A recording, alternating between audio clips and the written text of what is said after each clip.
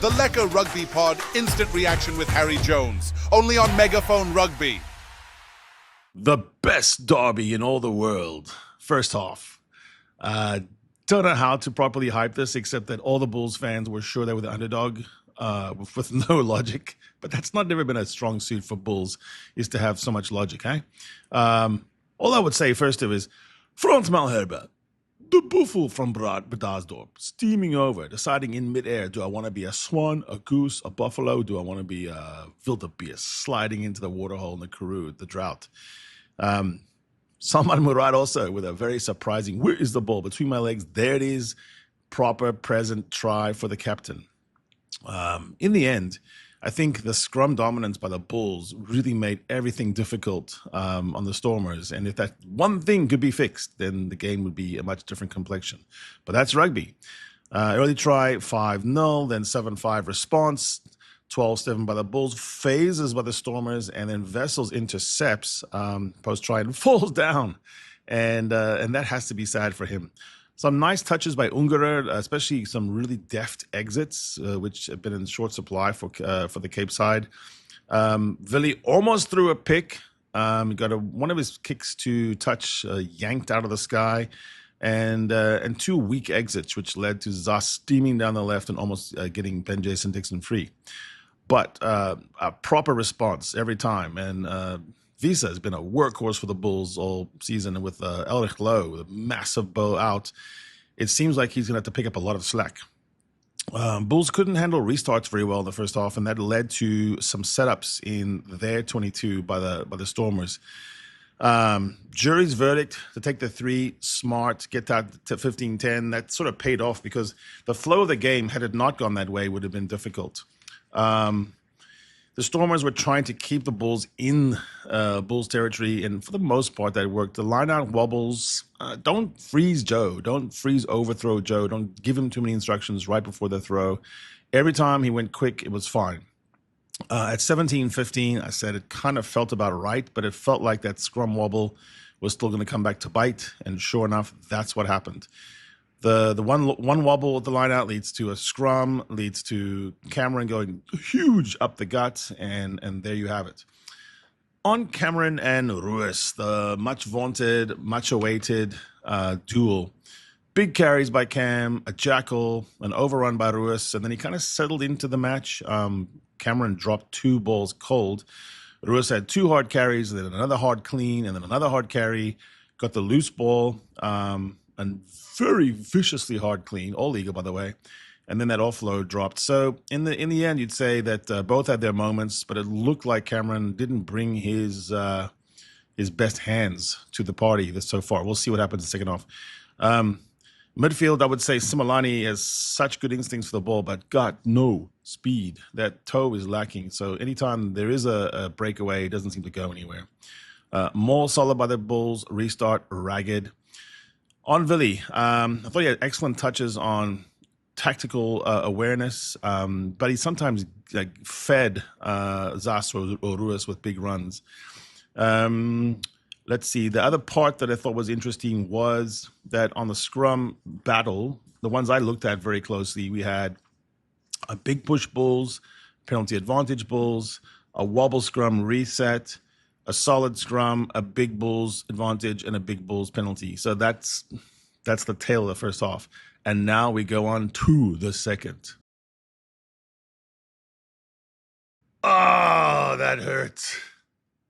My kingdom for a kicker. 1 kick, maybe 2, possibly 3. To be fair, the Bulls were spraying them as well. But when you have the ball on your tee at the very end, after Jason Blixham storms over, the boy will not quit. He's such a buck. Hopefully be thinking about that in his dreams. I kind of worry he doesn't, Blommekies.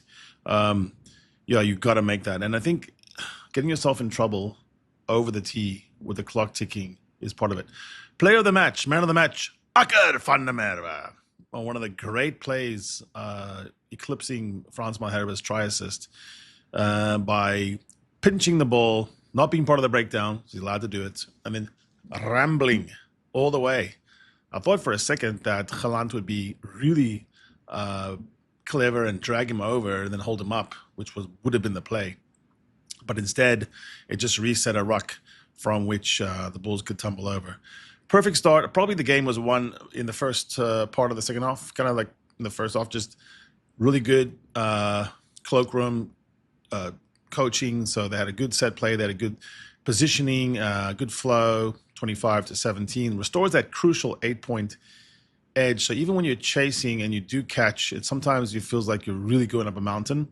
That sustained pressure, cutting edge in the red zone. Good on you, Jake, and your team. Been working on that.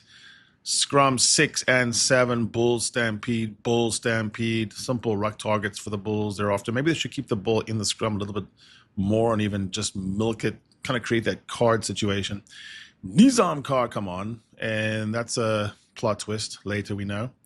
And wins a penalty against the Stormers. The ruck, the Bulls are really rampant, take a shot and miss. That would have been up by 11. Might really have changed the complexion of the game. So terrible kicking all told. Visa off, which is a worry. He was huge in the first half, so that really put the Bulls in a hole. Vessel's also off, so Cameron Honeycomb probably trying too hard. Officially gets awarded man of the match. I don't see that. He dropped the ball too many times, although there was a quip that said that's just to give Volker Low, who's 2 men, each thigh is his own person, more scrums. That was all game long. Brock Harris comes on and immediately makes an impact. Both good and bad. The 40-year-old contributes to a great 8th scrum, which actually goes the Stormers' way and an attack. But then later on, he peels off on a maul that was going somewhere and gets ting. He's the tractor that leaves the trailer that leaves the tractor. Similani on attack in the midfield to a diving Franz Malherbe, who struggled in the scrums, but was dynamic in just normal play, general play. 50 minutes in, there's a penalty won because Ruiz gets horse-collared by Cam, and in their head-to-head duel, I don't know if anyone really stood out. I thought probably in a weird way Ruiz made less mistakes, and Cameron had the bigger moments, so that's a kind of a plot reversal. And Ruiz gets to clean him out in the ensuing ruck, knowing he has the penalty, so that's interesting. Stormers take a shot at 51 minutes, and Moose. So it's still 17-25. Vili does a perfect 50-50 dropout, which ends up for a nice Bulls possession, and then it's squandered. An overthrow by Fenter coming on, and he goes to Akar, who was very scrappy and active all day. I thought his cameo, his innings, Akar was just dynamic. How does he go so quickly with those short pegs? Quick tap by Stormers and then held back after multiple penalties. The quick tap go and the penalty, getting the advantage quickly on the tap and go, was a Stormers tactic, and it worked. It was a province move from the old days. We saw it also when Roche came on. That was just pure UCT pell-mell in the middle. And there were moments where I thought the Stormers would break away from this, but fair play to the Bulls. They just hung in. So there was a 5-meter line out for the Stormers, and I typed this: can we make a throw and a catch? And that's really simple when you do that. Was there a knock on by Branes? Nope. He regathered in the air, and so it's 22-25. And it just points out how rugby, however glorious, elegant, and elaborate it can be, also comes down to, can you make a call, can you make a lift, can you make a catch, can you make a maul drive? And then if you do that, you can have that aircraft carrier ball where the fighter pilots can buzz in and score. Proper slam down try, and that felt good. But now Yuri has the yips, and only saving grace for the Stormers is the hyperactivity of Ben Jason Dixon, and then before he went off, Dion. Marhaber with a sweet try assist in midfield to set it free. Galant could have worked a little bit harder to get close to the poles. Yuri hooks it. These are controllable, exaggeratable errors. Just get into a better position for your kicker. You know he's struggling. Stormers don't stop or retreat on a chase, which is a schoolboy error, and then it's 28-27 because they do slot it. Benches are cleared. Stormers turn down a shot because now they're nervous about kicks, and so that could also change the complexion. That splinter happens. Brock is the guilty party, and now Nizam is asking, all questions about when Steenekamp can come back on. So anyway, it's a 22 attack through the midfield, and Rus is beating defenders. But Akar, the Warthog, scoops up his opposite number, and it is unbelievable to see this man play. He had such a great run at Sale. I know that one of the most beloved players ever in the Sale team. When he left, it's like they were mourning a relative. Ludwig had good carries. There was a missed tackle there by Rus.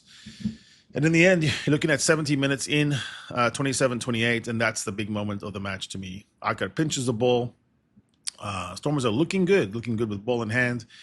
Pitches the ball from Herschel, and he is not part of the breakdown, so he's allowed to do that. He puts his head down. He winds his way, just like when you're a little kid and you're being chased by the bigger kids, the ones who can catch you, and he just keeps going. They reel him in, but next phase in, and then a miss, 33-27.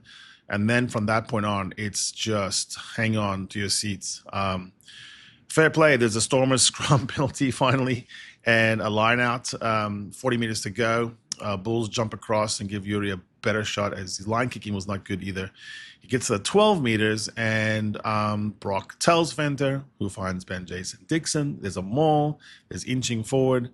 There's a Roche go, but then Samalani has no support. He gets snaffled. So there's one more example of red zone wasted.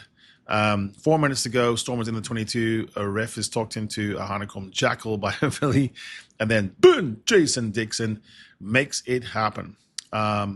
Blommakeys, there's just a way to get into your zone when you're in that kind of moment, and it didn't look like he was in it. He never looked like he was in it. He never looked like he wanted it. And again, it's head knock notwithstanding. The only thing, and this is, I would never argue this on the basis of this game because it's like sore losers, but I would like the idea of, if you do find a foul play like that, a proper head, like to the head, should in that case the victim of it be able to backtrack and reset from that point. You know, the game's in the balance. It'd be great drama and theater to do that. It's hugely motivational not to do the head knock then, and then you could set from there. You could keep your score or set from there, and in this case, you would go from there. Great match, proper derby, the way derbies are supposed to be. Gutting to lose, but, you know, to be fair, the Bulls are a much better team this season, and they should win. But Stormers showed great heart, and there's just individual players like that who just rise to the occasion, and it's brilliant to see. Beautiful scene and occasion for rugby as well. Six Nations coming later today, but that had I wouldn't say a test feel because there were too many mistakes, but it had that really big spectacle appeal, and it is the oldest, best, loveliest, greatest. Throw in whatever adjective you want to. Best derby in rugby. Lekker Rugby Pod. Sorry you lost, but good on you, Bulls fans. Take a cheer, have a dope, have some fun. The Lekker Rugby Pod instant reaction with Harry Jones. Only on Megaphone Rugby.